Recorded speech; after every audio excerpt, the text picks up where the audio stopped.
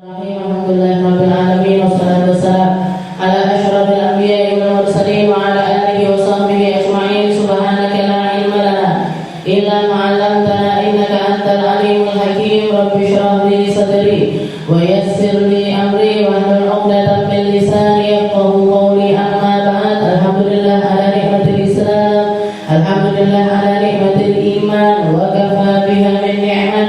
Alhamdulillah, segala puji bagi Allah Subhanahu wa taala yang mengumpulkan kita, yang mendudukkan kita, yang meluangkan waktu kita sehingga kita selalu dan selalu bisa menjadi hamba-hamba yang ngaji, jadi hamba-hamba yang belajar, jadi hamba-hamba yang memikirkan, jadi hamba-hamba yang melangkah menuju tempat-tempat yang di situ kita menjadi semakin ngerti bagaimana caranya meraih surganya Allah, gimana caranya nyari bekal menuju Allah, gimana caranya kita memperbaiki segala hal yang ada di dalam kehidupan kita untuk kita persembahkan kepada Allah Subhanahu wa taala lewat anggota badan kita, lewat ibadah-ibadah kita, lewat zikir-zikir kita, lewat anak-anak kita, lewat keluarga kita, lewat harta kita. Semua yang Allah Subhanahu wa taala anugerahkan kepada kita ini adalah modal utama untuk kita nyari surganya Allah. Dan semuanya punya potensi, semuanya punya perannya masing-masing, semua punya tempatnya masing-masing untuk menggembirakan Nabi kita Nabi Muhammad sallallahu alaihi wasallam. Dan ditambah lagi kita dalam keadaan yang aman, dalam keadaan ngaji, masih panas-panas tapi yo mek panas tok, ndak enek bom, gitu. Mek sumuk tok tapi nggak ada tembakan di sana sini. Kita duduk, ada yang menyediakan tempat untuk ngaji sekaligus dengan fasilitas-fasilitasnya. Kita tinggal datang ngaji mulai kayak jajan bisa, kayak jajan, kayak ngombe, kurang enak opo, kurang enak apa kita, kurang aman apa kita, kurang nikmat apa lagi. Kalau misalkan ada ayat di dalam Al-Quran yang mengatakan fabi ayyi ala'i rabbikuma tukadziban, nikmat mana lagi yang harus kamu dustakan dari sekian banyak nikmat-nikmat yang Allah Subhanahu wa taala berikan kepada kita. Enak, nyaman, karo ngantuk-ngantuk yo ndak popo, karo sikile delosor-delosor yo ndak popo, boyok-boyokan yo ndak popo. Nggih, ndak enek sing gak oleh, ndak enek. Nggih, telat yo ora disetram, kurang enak nggih. Ngono sik ora gelem ngaji, kurang temen. Nggih. Kalau sampai seperti itu kita tetap ndak mau ngaji, ndak mau tahu, ndak mau peduli, ndak mau nyari tahu untuk nyari bekal menuju Allah Subhanahu wa taala, kira-kira kita mau jawab apa? Nggih, nyapa kok orang ngaji? Enggak ngerti nggih. Apa repot banget? Enggak. Yang main gludang-gludung delok TV ya. Ya sempet delok TV, ya sempet scroll Instagram, ya sempet nggih kabeh sempet ala ide. Jadi istilahnya hanya meluangkan waktu 1 jam, 2 jam, pol-pole 2 jam. Oke, lama-lamanya 2 jam atau 2 jam sampai 2 jam setengah lah kita duduk untuk ngaji-ngaji yang semacam ini. Maka jangan sampai hal-hal yang semacam ini pun kita ketinggalan. Oke, karena nikmat aman ini nikmat yang luar biasa. Oke, nikmat yang dijanjikan sama Allah Ta'ala kepada hamba-hambanya yang akan mendapatkan kemenangan. Oke, yang akan mendapatkan kemenangan. Kita tadi baca hizib, namanya Hizib Nasr, karya dari Al-Habib Abdullah bin Alawi Al-Haddad. Jadi Hizib Nasr itu ada 2 macam sebenarnya, tapi yang kita baca adalah versinya Imam Haddad. Ada satu versi lagi punyanya Imam Asyadili, lebih panjang daripada ini, lebih panjang daripada Hizib Nasr yang kita baca ini. Tujuannya adalah untuk mengingatkan kita, untuk melindungi diri kita dari setiap hal-hal yang berpotensi membuat kita itu enggak dimenangkan sama Allah Subhanahu wa taala. Kita itu butuh kemenangan. Kita itu butuh jalan keluar. Kita itu butuh yang namanya nyampe kepada Allah Subhanahu wa taala lewat ibadah-ibadah ini, sehingga kita jadi hamba-hamba yang menang. Menang lewat apa? Ketika untuk bisa sholat. Ketika ada perintah puasa, kita menang untuk bisa menjalankan puasa. Ketika kita dituntut untuk menuntut ilmu, kita menang untuk bisa terus-terusan menuntut ilmu. Kita melawan setiap maksiat-maksiat yang mungkin ada di depan mata kita, berseliweran di sekitaran kita. Kita menang untuk bisa melawan itu semuanya. Itulah yang namanya kemenangan hakiki. Itulah yang namanya kemenangan hakiki. Makanya kalau kita lihat ayat ini, inna fatahna laka fatham mubina, wahai Muhammad, kami akan memenangkan kamu dengan kemenangan yang dekat. Inna fatahna laka fatham mubina, kami akan membuat kamu itu, kamu beserta kelompokmu senantiasa ada di dalam kemenangan yang nyata menang. Nyata menang ini berarti apa? Kamu kalau misalkan kamu terus berjuang di jalannya Allah Ta'ala, kamu tidak akan terjajah dengan apapun. Tidak terjajah dengan duniamu, tidak terjajah dengan pikiran-pikiran burukmu, tidak terjajah dengan omongan-omongan kotormu, tidak terjajah dengan harta-harta harammu, tidak terjajah dengan tempat-tempat maksiatmu. Kamu akan menjadi orang yang luar biasa menang dengan kemenangan yang nyata ketika kamu menghamba serius kepada Allah Subhanahu wa Ta'ala. Inna fatahna laka fatham mubina. Apa gunanya kemenangan-kemenangan serta perjuangan-perjuangan menuju kemenangan tersebut? Dilanjutkan sama Allah Ta'ala, liyaghfira lakallahu ma taqaddama min dzambika wa ma ta'akhkhar. Allah Ta'ala tahu masa lalu kita, masa depan kita. Allah Ta'ala tahu banyaknya kesalahan kita yang lalu dan banyaknya kesalahan kita yang akan datang. Allah Ta'ala tahu sulitnya kamu untuk memaafkan serta sulitnya kamu untuk memaafkan yang akan datang. Allah Ta'ala tahu kerasnya hatimu yang lalu serta kerasnya hatimu yang akan datang. Tapi ketika kamu berjuang terus untuk nyari kemenangan-kemenangan tersebut, maka Allah Ta'ala akan mengampuni kesalahanmu yang lalu dan juga yang akan datang. Salahmu, dosamu, sing mau delok sing dosa-dosa di ngapura sama Allah Ta'ala. Omonganmu yang kasar-kasar dimaafkan sama Allah Ta'ala. Ibadah-ibadahmu yang tanpa kekhusyuan diampuni sama Allah Subhanahu wa Ta'ala selama kamu memperjuangkan itu. Tapi kalau kita nggak berjuang sama sekali, nggak pengen berubah dari tindasan hal-hal yang buruk-buruk semacam ini, ya sudah, ndak dimaafkan sama Allah Ta'ala dan kamu akan terkungkung, kamu akan terperangkap, kamu akan terpenjara di dalam perasaan penjajah tersebut. Jangan kira kita, kalau misalkan kita mau mikir, seperti fenomena yang terjadi yang secara jelas nyata sekarang ini kelihatan, Israel melawan Palestina, Israel menjajah Palestina. Secara kasat mata seakan-akan orang Palestina itu tertindas. Secara kasat mata kelihatannya mereka itu kasihan, mereka itu dibinasakan, mereka itu dibumi, ditembaki dan lain sebagainya. Tapi sebenarnya mereka ada di dalam kemenangan yang nyata. Kenapa kok seperti itu? Karena hatinya bebas.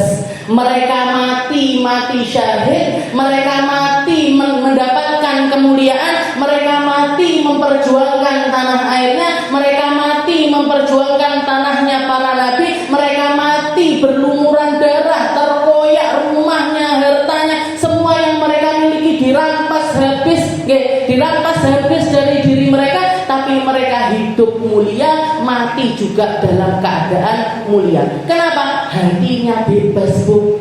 Hatinya bebas dari rasa-rasa jajahan-jajahan tersebut. Dan secara kasat mata orang Israel seakan-akan menang. Persenjataannya yang lengkap, bunuh lebih dari 9.000 orang dari rakyat Palestina, anak kecil, bayi, ibu, perempuan, semuanya dibinasakan habis. Koyok-koyoknya mereka menang, tapi sebenarnya mereka lah yang terjajah. hati nuraninya orang itu nggak bisa dibohongi. Kita aja, pian wes kita kalau melihat fenomena yang ada di sekitaran kita melihat tetangga kita sakit, iso atine awake dhewe bisa kita aku ngindari, wes gak peduli aku piye keadaan, kan nggak iso, kan nggak bisa. Hati ini nggak bisa. Kalau dengar sesuatu berita masuk ke telinga, fulan sakit, fulan meninggal, fulan barusan kena musibah ini, kena musibah itu, paling enggak rasa hati ini melek ngingok, melek tekok, melek ngertak nih. Itu yang namanya nurani yang hidup, Bu. Itu yang namanya nurani yang hidup. Dan nurani ini yang semenjak dulu diinginkan sama Nabi Muhammad SAW untuk selalu ada di dalam diri kita. Jadilah orang yang punya hati yang lembut, punya hati yang gampang peka, punya hati yang ngerti dengan keadaan sekitar. Setelah itu melakukan sesuatu, meskipun tidak nulungi apa-apa, meskipun yoda iso nyumbang, yoda iso benakne, yoda iso balikne apa yang terambil dari musibah-musibah mereka, tapi minimal itu kita tidak usah gitu, tidak usah gitu. Pian melaku, kita jalan kelihatan ada kucing lagi sekarat nang pinggir jalan, tego apa ini? Wah, kucing lah, kan enggak ada rasa di dalam hati nulungi. Kalaupun sudah mati, yo ngubur nih, gitu. Ini orang-orang yang punya hati nurani yang benar. Makanya saya sampai heran, orang-orang Israel itu piye caranya membunuh orang sampai 9.000 orang dan terus-terusan melakukan pembunuhan. Itu hatinya itu sekeras apa? Sekeras apa? Menakutkan apa hati mereka sampai bisa melakukan hal yang. Tapi ternyata terbukti, banyak video-video pengakuannya dari tentara-tentara Israel sendiri, mereka sebenarnya tertekan, bahwa bayi dipateni, anak umur baru 7 hari dibom, jangan bayangkan pitung dino ini orang iso nyapo-nyapo, bahkan yang terakhir saya dengar kabar, ada berita di internet seperti itu, di Gaza sekarang ada lebih dari 50.000 perempuan yang sedang hamil tua, 50.000 perempuan lagi hamil tua. Sebagian di antara mereka terpaksa harus melahirkan secara sesar tanpa anestesi, tidak dibius, Bu. Ngelahirnya sesar tidak dibius, diblerek wetenge, dikeluarkan anaknya tanpa bius sih, kepikiran kita, kepikiran piye rasane, piye modele, piye awalnya delok seperti apa. Tapi mereka menang, Bu. Mereka sudah dimenangkan oleh Allah Subhanahu wa taala. Semenjak dulu mereka sudah menang karena hatinya bebas, mereka hidup mulia, mati juga mulia. Sedangkan Israel hidup terhina, mati tambah dihinakan sama Allah Subhanahu wa taala. Jadi benar, liyaghfirallahu ma taqaddama min dzambika wa ma ta'akhkhara. Ketika kita berjuang, ada orang salah, kita maafkan. Kalau kita salah, kita memaafkan. Kita datang ke kajian, kita sholat dengan lebih tertib, kita berpikir, kita baca Al-Quran dan lain sebagainya. Itu demi kemenangan ruh kita, itu demi kemenangan kita masing-masing, agar kita tidak terkungkung di dalam rasa-rasa yang tidak enak. Apa enak? Mendem sesuatu di dalam hati itu tidak pernah enak, tidak pernah enak. Saudara sama saudara, kakak adik aja, misalkan ada masalah-masalah di antara mereka, ada masalah-masalah karena rebutan warisan lah atau karena apa. Dan sekarang banyak sekali kejadian yang semacam itu. Apa enak? Kalau satu sama lain nggak mau memaafkan, nggak mau saling melapangkan dada dan lain, nggak enak. Rasanya uripe nggak enak. Arab nego kakake engko aku dibahas kuwi Arab ngeholi abae aku kok dadak ketemu wong kuwi Arab pengajian aku kok ketemu aku gak teko lek kono enak ngoten niku gak enak. Jadi menangkan diri kita, menangkan hati kita, bebaskan diri kita dari rasa-rasa yang semacam itu. Untuk apa? Liyaghfirallahu ma taqaddama min dzambika wa ma ta'akhkhara. Setelah itu masih ditambah sama Allah Ta'ala, wa yutimma ni'matahu 'alaika wa yahdiyaka siratan mustaqima. Allah Ta'ala yang akan berperan langsung untuk menyempurnakan nikmatnya kepada kita, untuk nambahi nikmat terus untuk kita, untuk membersihkan setiap hal yang ada di dalam diri kita. Liyutimma nikmatahu. Kalau kita berusaha, Allah yang akan genepi dengan caranya sendiri. Makanya kalau kita langsung, kalau kita lihat setiap kali saya bikin acara ataupun mau bikin sesuatu, bikin gini direncanakan, iya, ditotong kok saya bagian MC iki, saya bagian maca donga iki, saya bagian nanti desain begini, tapi nanti yang menyempurnakan acara itu siapa? Allah Ta'ala. Yang menyempurnakan nikmat dari segala hal yang kita usahakan ini, nanti campur tangannya Allah Ta'ala yang akan menyempurnakan. Saya masih ingat sekali, Bumi sampai sekarang masih sering membicarakannya. Ketika saya bikin acara halnya Abiyah di Masjid Atas, halnya guru saya kemarin bulan Safar itu bikin acara ditonton gitu. Neng kok panggonnya neng masjid dhuwur, dekornya gini, tempatnya gini, yang ngisi acara ini dan lain sebagainya. Tamunya mungkin sekitar segini. Itu semuanya perkiraan. Pesan konsumsi sekian, pesan minuman sekian, itu perencanaan. Itu perencanaan. Dilalah hari di saat hari sebelumnya tidak pernah hujan dan setelahnya pun juga tidak hujan sampai sekarang ini, hari itu baru subuh hujan. Hujan nggak cuma gerimis, deras. Yang di dalam masjid yang sudah hadir, yang ngisi acara, terus ketir-ketir. Usia kadung nyepake konsumsi petang atus. Kalau misalkan hujan tanggal deras, orang-orangnya siapa kok ini? Siapa yang mau makan konsumsi 400 ini tadi? Siapa yang mau menempati tempat yang sudah kita sediakan ini? Ki hadroe kadung macak, kadung sing delok sapa hujan terus. Tapi ternyata itu semuanya adalah skenario-nya Allah Ta'ala untuk menyempurnakan nikmatnya untuk kita. Tiba udah nggak terus-terusan jam 8:30 mandek. Orang datang berundul. Nih jenengan tahu konsumsinya 400 ribu. Pas kita bersih. Dan sisa banyak, cuman sisa 1-2. Cuman sisa 1-2. Jadi berarti apa? Yang kita rencanakan selalu akan disempurnakan oleh Allah Ta'ala dengan caranya. Akhirnya apa? Yang biasanya panas sumuk koyo ngene, hawane malih adem, hawane malih enak, hawanya itu kita masih sering-sering malih dadi ngantuk, tapi tetap nyaman untuk dilakukan sampai hampir dhuwur. Dan setiap acara istilahnya kalau kita noto, berarti kudu ditoto tapi acara itu. Ini bentuk dari usaha kita untuk memerdekakan diri kita, untuk nyari penyempurnaan dari Allah Subhanahu wa Ta'ala. Liyutimma ni'matahu. Saya pun sering kali diceritani sama Abi.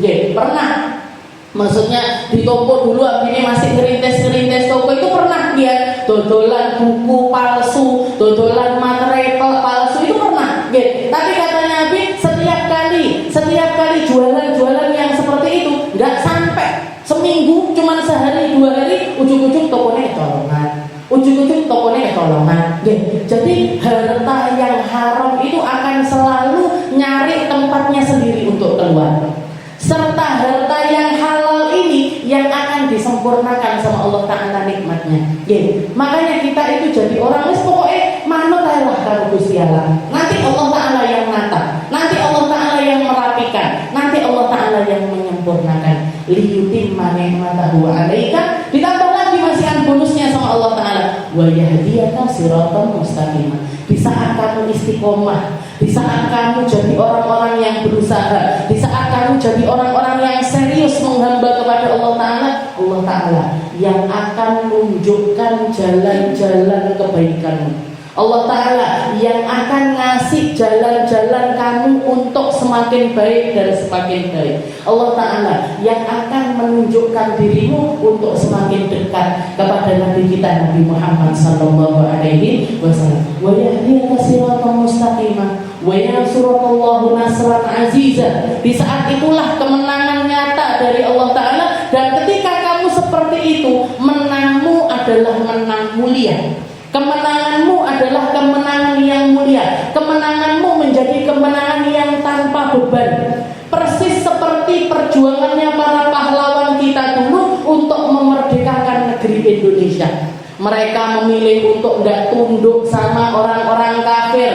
Mereka memilih untuk tidak tunduk sama komunis. Mereka rela dibunuh. Mereka rela diambil hartanya. Mereka rela diberangus teman-temannya dan lain sebagainya.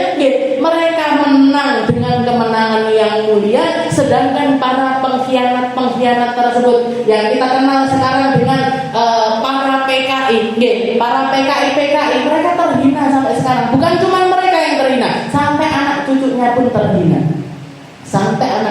pun terhina. Wa yansurukallahu nasran aziza. Kamu akan dimenangkan dengan kemenangan yang mulia. Jadi hubungan kita sama Allah Ta'ala yang kita perbaiki. Cara kita, muamalah kita dengan Allah Ta'ala yang harus kita benahi. Harus kita benahi. Di situ pertolongan serta penyempurnaan nikmat akan turun kepada kita. Kita lanjutkan pembahasan kita di dalam kitab Bidayatul Hidayah karya Abi Hamid Muhammad bin Muhammad Al-Ghazali ila an qala al-mu'allif rahimahullahu ta'ala wa nafa'ana bi ulumi fid darain wa yanwil imamah li yanal al-fadl. Kita sampai kepada bab yang membahas tentang al-imamah wal qudwah. Piye carane dadi imam dan piye carane dadi makmum. Gimana caranya jadi imam atau imam yang benar? Piye caranya jadi imam yang benar dan gimana caranya menjadi makmum yang benar? Gimana caranya menjadi makmum yang benar? Walai kabir malam yafrughul muadzin minal iqamah. Kemarin kita bahas imam itu sebaiknya, kalau kita jadi imam, sebaiknya kita jadi imam yang gak terlalu memanjangkan sholat. Gak terlalu memanjangkan sholat, tapi yo ojo endek-endek banget. Jadi yang diprotes sama dan ditegur sama Nabi Muhammad SAW ketika ada sahabat-sahabat yang melaksanakan sholat, mereka jadi imam didawak-dawak nih. Fatihah bermono-bojok modone surat Al-Baqarah. Niku sing bunine kan yo wis gak karu-karuan ya. Kalau kita sholat yang di depan kita baca surat Al-Baqarah. Gak usah Al-Baqarah, gak usah Al-Baqarah. Imamnya mau Yasin ya. Kudu metu misalnya tak Yasin tapi gak beli hai. Jadi kayak gitu. Jadi kalau kita jadi imam, sesuaikan dengan keadaan makmum. Jadilah sholat imam yang gak terlalu panjang tapi sempurna semuanya. Sempurna semuanya ini semuanya tepat. Semuanya pas.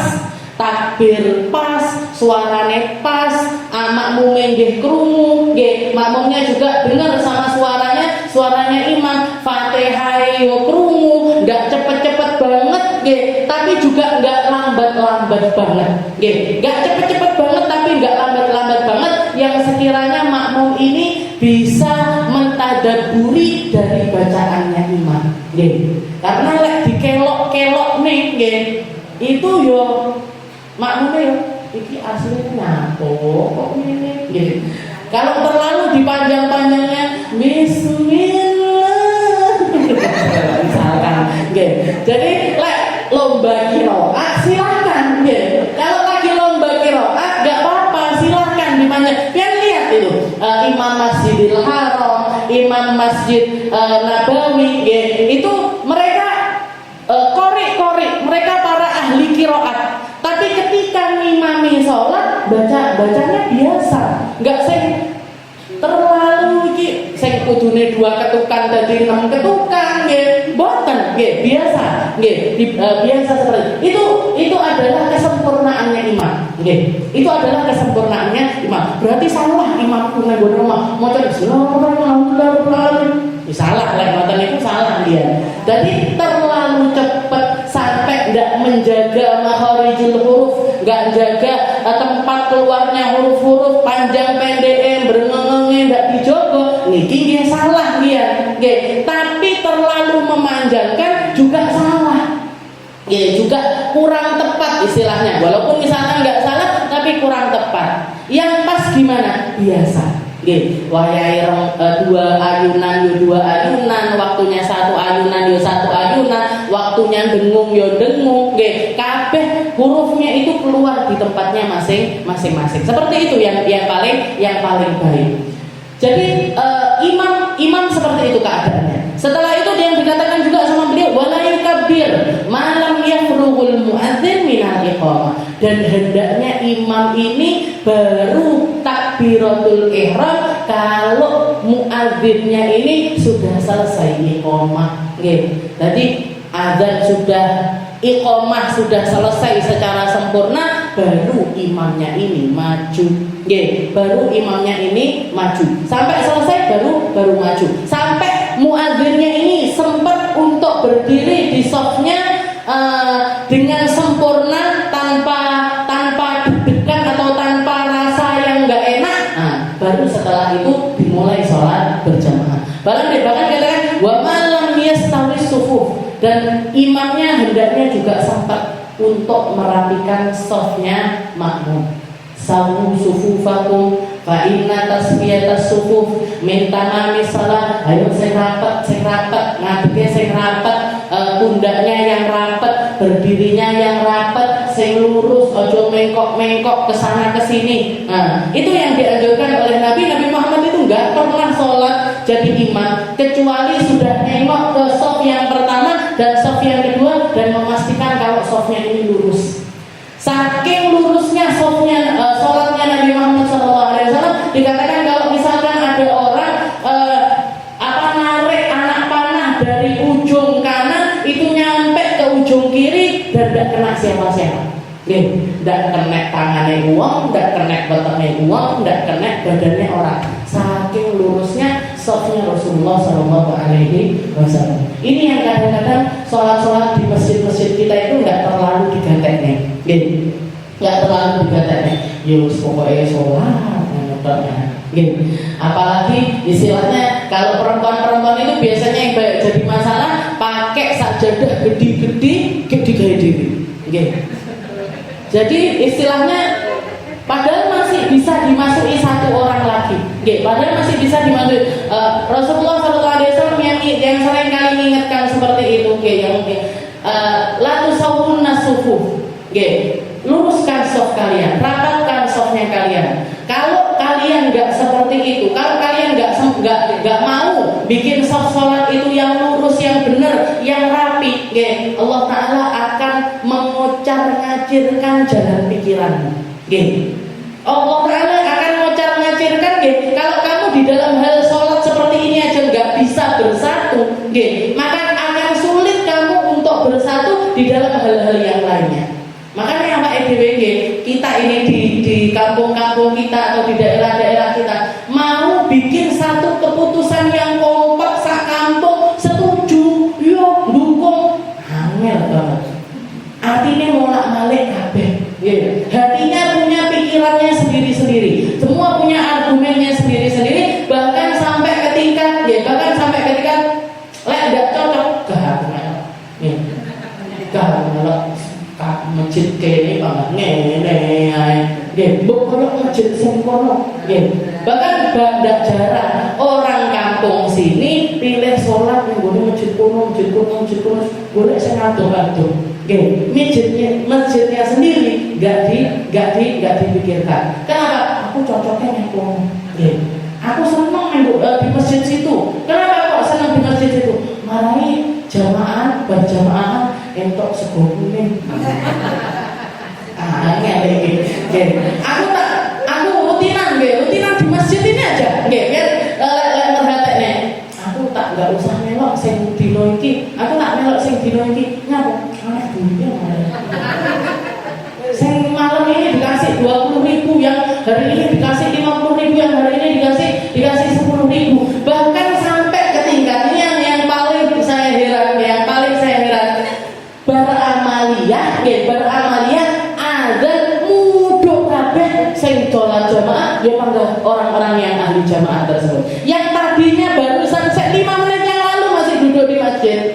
mangan sego kotak nang sor.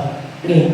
Pilih turun untuk makan atau pulang ke rumahnya masing-masing. Seperti ini loh Bu keadaannya. Efek dari apa ini sebenarnya? Asal muasalnya punjerannya dari mana? Karena kita nggak pernah memperhatikan soft sholat kita, sehingga sama Allah Ta'ala pikiran kita dibolak-balikkan. Semua egois dengan dirinya masing. Yang penting kan panggung sholawatan, yang penting kan panggung pikiran. Aku ahli burdah kok, itu ahli dalail khairat. Aku cocokku mau maulid azab kok, aku mau dibaan. Aku dibaan kok, aku maulid habsyi. Ngoten menian, nggih. Gitu akhirnya kocar-kacir pikirannya. Ya kocar-kacir pikirannya nggak bisa disatukan.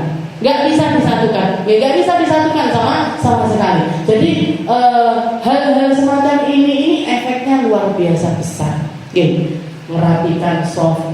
Kalau kita sudah bisa rapi softnya, habis sholat akhirnya kita kenal satu sama lain, rembukan sevisi semisi lillahi ta'ala, nyari kebaikan-kebaikan untuk kemaslahatan kita bersama, bukan kemaslahatan masing-masing. Jadi ibadah bukan lagi ditimpa dengan hawa nafsu kita, tapi ibadah memang niatnya kita lillahi ta'ala. Alhamdulillah, iso melok sing rutinan iki, sing enek rutinan neh kene, yo muga-muga sukses, muga-muga jalan dengan kebaikan yang ada. Itu kalau masalah rutinan sih enggak masalah. Tapi yang paling penting ini masalah sholat 5 waktu ini tadi. Yang satu mikirnya gini, yang satu mikirnya gini, yang satu mikirnya gini, dan lain sebagainya. La tusawwun nasufuh. Katanya Nabi, soft sholat ini harus rapi, harus rapet, sing apik, yang karena kalau kita tidak membiasakan seperti ini, kadang orang itu ditutur, saya rapet, betul tidak rapet, saya ngene longgar, nggak ngerti kalau di sela-sela kita itu diisi sama setan. Ngapain setan lari-lari di antara soft kita untuk bolak-balikan hati kita serta pikiran kita. Padahal sholat itu intisari dari perkataan Allah Ta'ala yang mengatakan innas sholata tanha anil fahsyai wal munkar. Kamu kalau jadi ahli sholat, sama kemungkaran, sama keburukan, kamu akan jijik, kamu akan jauh, kamu akan menghindari itu. Tapi yang fenomena yang terjadi sekarang ini, yo ahli sholat, yo ahli sholat, tahu sholat, judi online itu dipanggah laku, padahal sholat, padahal dibaan, padahal sholawatan, judi panggah laku. Kenapa kok sampai sholatnya ini tidak membuat dia terhalang dari keburukan-keburukan yang semacam itu? Karena sholatnya tidak untuk ingat Allah Ta'ala, tapi hanya sekedar menggugurkan kewajiban, atau bahkan sampai ketika wong liya sholat, aku yo sholat, bapakku sholat, aku yo sholat. Cuman begitu aja, nggak ada nilai plusnya. Bahkan sholatnya pun terpaksa. Pokoknya rong rakaat ditambahi, mbok yo qobliyah, saurunge subuh mbok qobliyah. Sing wajib kan yang subuh tak qobliyah kan nggak penting. Kayak gitu keadaannya umat sekarang ini. Mungkin Allah Ta'ala jaga kita, jaga anak-anak kita, jaga keluarga kita, jaga orang-orang yang kita sayangi dari perkara-perkara yang semacam ini. Wa fa'saltahu bitakbirat. Setelah itu Imam Ghazali juga mengingatkan, kalau kamu jadi imam, suaranya sing banter, suaranya yang keras. Wala yarfa'ul ma'mum sautahu illa qadra ma yusmi' nafsa. Kalau kita jadi makmum, ojo banter. Jadi imamnya diperintahkan untuk banter, makmumnya diperintahkan untuk pelan. Kenapa kok makmumnya disuruh pelan? Lek podo-podo banter, saingan. Jadi imamnya aja yang keras, makmum tugasnya apa? Dengarkan bacaannya imam. Makanya sunnahnya muadzin, kalau kita mau milih muadzin, kita mau milih tukang iqomah, kita milih imam masjid dan lain sebagainya, sama Nabi dianjurkan untuk milih yang paling banter suaranya dan paling enak suaranya. Yang paling merdu suaranya yang didahulukan oleh Nabi Muhammad Sallallahu Alaihi Wasallam. Katanya Nabi ketika ditanya kenapa? Karena orang-orang yang punya suara merdu itu lebih membantu kita untuk khusyuk. Yang senengan krungu wong suaranya apik apa sing fals. Biasanya apik mesti. Nyanyi penyanyi dua orang nyanyi sama-sama nyanyi lagu yang sama. Sing siji suaranya apik, sing siji suaranya belek. Pilih di sing di rumahnya. Saya apik.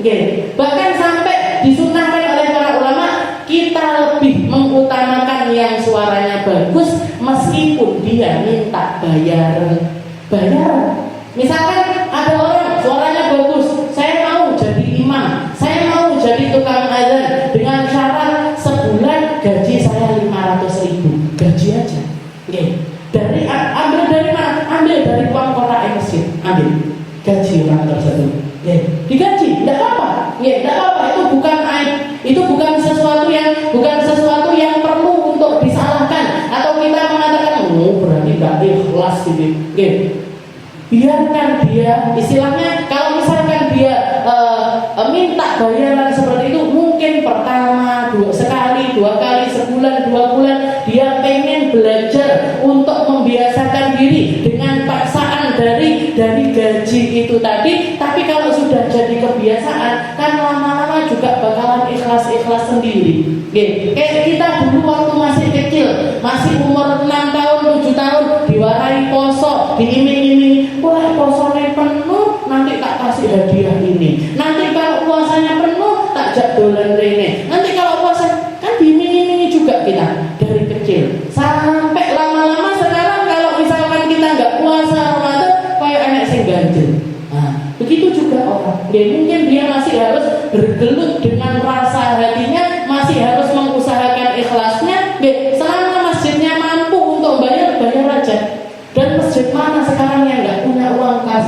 Kayak di Bioko duit kasih milik boten dingin bayari orang-orang yang semacam ini. Tukang azan, tukang iqomah, imamnya masjid. Kalau kita pengen masjidnya rame, bikin remas, bikin kelompok-kelompok anak-anak muda difasilitasi, dikai wifi, dikai kopi, dikai teh, dan nongkrongnya neng masjid, timbangannya nongkrong di warung kopi.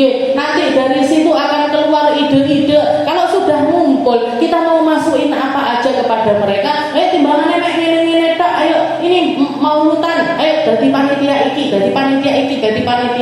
Bentar lagi Ramadan, ayo iki bagian nonton ini, bagian nonton ini. Penak kalau sudah ngumpul. Kalau ngumpulnya itu di masjid, dan uangnya masjid buat apa? Toh mosok panggah tinggi ngecer, sehari bisa dicarnya, kenapa ya? Jadi buat bayari keamanan, buat bayari listrik, buat bayari orang-orang yang kerja di masjid, tidak masalah. Masalah ikhlas itu masalahnya orang sama Gusti Allah. Urusannya seseorang dengan Allah Subhanahu wa Ta'ala. Dan Nabi Muhammad melakukan yang semacam itu. Ingat ketika ada ada seorang raja yang mengirimkan hadiah kepada Nabi Muhammad Sallallahu Alaihi Wasallam. Nabi Muhammad ini dikirimi dokter-dokter. Madinah kayaknya tidak enak dokter, tak kirimi dokter. Dikirimi dokter-dokter untuk kerja di Madinah. Di Madinah. Katanya si dokter ini, sehari saya bekerja di situ tidak enak pasien, rongdino enak pasien, seminggu tidak ada pasien, sebulan bahkan nggak ada pasien. Ini hasilnya mau Madinah ini orang yang saya ngomong. Sampai heran dokternya. Tapi dia bulan itu dapat gaji dari Rasulullah Sallallahu Alaihi Wasallam, dapat gaji dari Baitul Mal, dari hartanya umat muslim, dari perpajakan dan lain sebagainya, dikasih gaji dokter ini tadi. Katanya dokternya kayak merasa bersalah, kayak makan gaji buta, tidak kerja apa-apa untuk gaji.